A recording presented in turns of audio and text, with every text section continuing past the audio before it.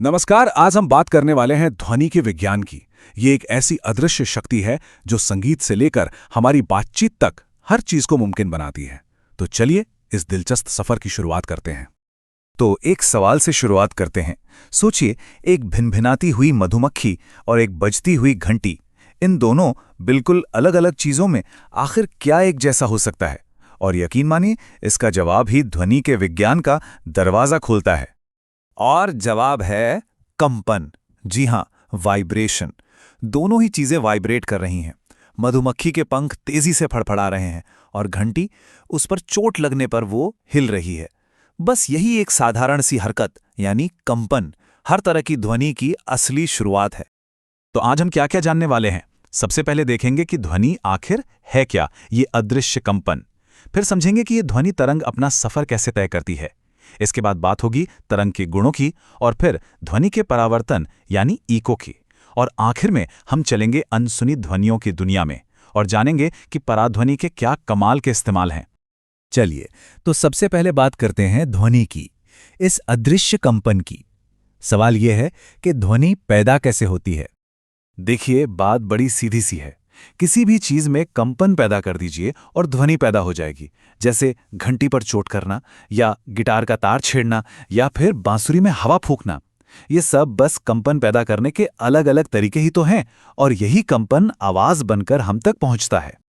ठीक है, तो कंपन तो पैदा हो गया, लेकिन अब बड़ा सवाल ये है कि ये हम तक पहुंचता कैसे है। मतलब ध्वनि की ये जो लहर है, ये अपना सफर कैसे तय करती है। चलिए इसे समझते हैं।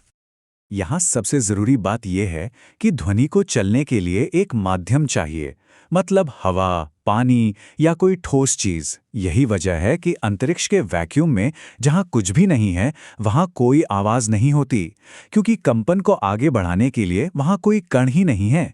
और हाँ, एक मजेदार बात, ध्वनि सबसे तेज ठोस चीजों में चलती है, क्योंकि वहाँ कण एक दूसरे से बिल्कुल चिपके हुए होते हैं।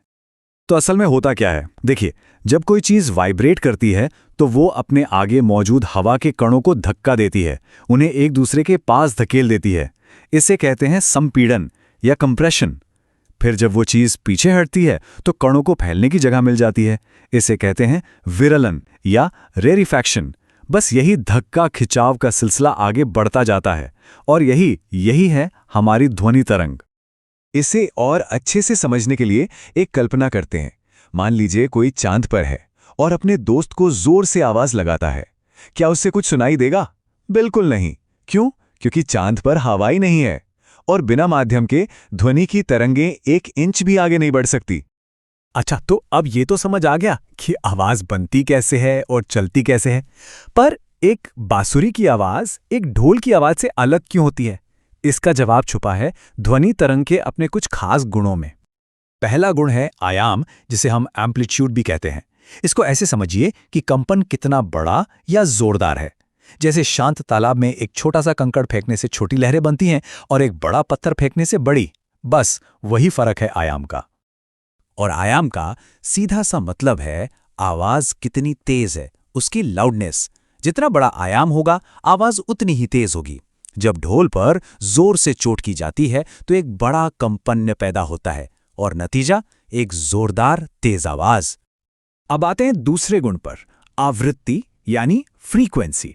ये बताता है कि कंपन कितना तेज है, मतलब 1 सेकंड में कोई चीज कितनी बार आगे पीछे हो रही है, और इसे हम नापते हैं हर्ट्ज में यानी Hz। और फ्रीक्वेंसी से ही तय होती है आवाज की पिच, मतलब आवाज कितनी पतली है या कितनी भारी। जितनी ज्यादा फ्रीक्वेंसी उतनी ही तीखी और पतली आवाज, जैसे मच्छर की भिनभिनाहट, और जितनी कम फ्रीक्वेंसी उतनी ही गहरी और भारी आवाज, जैसे शेर की दहाड़। चलिए अब बात करते हैं एक ऐसे अनुभव की जो हम सब ने कभी ना कभी महसूस किया है। पहाड़ों में या किसी बड़े खाली कमरे में आवाज का गूंजना। आखिर होता क्या है जब ध्वनि किसी दीवार या बाधा से टकराती है? यहीं से कहानी शुरू होती है इको यानी प्रतिध्वनि की। तो इको या प्रतिध्वनि असल में और कुछ नहीं, बस ध्वनि की तरंगों का किसी सतह से टकराकर वापस लौटना है। जब ये लौटी हुई आवाज हमें असली आवाज के कुछ देर बाद सुनाई देती है, तो उससे ही हम इको कहते हैं। पर यहाँ एक बहुत दिलचस्प बात है जो हमारे दिमाग से जुड़ी हुई है। देखिए, कोई भी आवाज़ सुनने के बाद उसका असर हमारे दिमाग पर करीब करीब 0.1 सेकंड तक बना रहता है। इसीलिए एक साफ इको सुनने के लिए ये ज़रूरी है कि टकराकर लौटने वाली आवाज़ कम से कम 0.1 सेकंड के बाद हम तक पहुंचे। तभी हमारा दिमाग असली आवाज़ और उसकी गूंज में फ़र्क कर पाता है। और इसी 0.1 सेकंड के हिसाब किताब से ये तय होता है कि एक साफ इको सुनने के लिए आवाज़ के सोर्स और सामने वाली दीवार के बीच कम से कम 17.2 मीटर्स की दूरी होनी चाहिए। अगर दूरी इससे कम है तो आवाज़ टकरा कर लौटेगी तो ज़रूर, पर अलग से सुनाई नहीं देगी, बस गूंज महसूस होगी।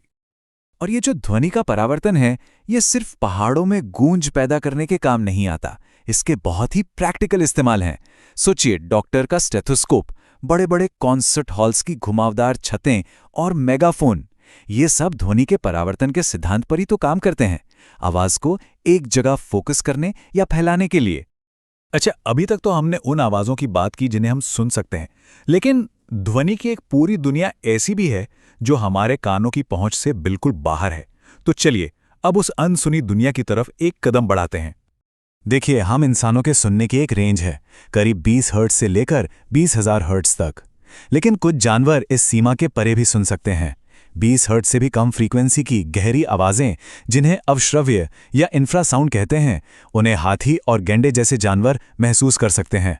और वहीं दूसरी तरफ 20,000 हर्ट्ज से भी ज़्यादा तीखी आवाज़ें, यानी पराध्वनि या अल्ट्रासाउंड, वो चमगादड़ और डॉल्फिन की दुनिया का एक अहम हिस्सा हैं। तो अब आते हैं हमारे आखिरी हिस्से पर। यहाँ हम देखेंगे कि इंसानों ने जानवरों की इस काबिलियत से सीखकर इस पराध्वनि यानी अल्ट्रासाउंड का इस्तेमाल कितने कमाल के तरीकों से किया है। अल्ट्रासाउंड का इस्तेमाल सच में हैरान कर देता है। इंडस्ट्री में इसका इस्तेमाल बहुत नाजुक इलेक्ट्रॉनिक पुर्जों को साफ करने के लिए होता है। मेडिकल की दुनिया में तो ये कमाल ही कर रहा है। अल्ट्रासोनोग्राफी से शरीर के अंदर के अंगों को देखा जाता है और किडनी की पथरी तक को बिना ऑपरेशन के तोड़ा जाता है।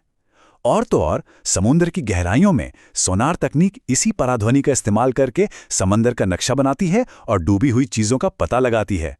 तो आखिर में चलिए इस सवाल पर सोचते हैं, चमगादड़ घोर अंधेरे में अपना रास्ता और अपना शिकार कैसे ढूंढ लेते हैं? जवाब है पराध्वनि। वो लगातार बहुत हाई फ्रीक्वेंसी वाली आवाजें निकालते हैं और फिर ध्यान से उनकी गूंज यानी उनके इको को सुनते हैं। ये इको उनके दिमाग में अपने आसपास का एक पूरा 3D नक्शा बना देता है, जिससे वो अंधेरे में भी सब कुछ देख पाते हैं। ये कुदरत का अपना सोनार सिस्टम है और ध्वनि के विज्ञान का इससे बेहतरीन उदाहरण और क्या हो सकता है।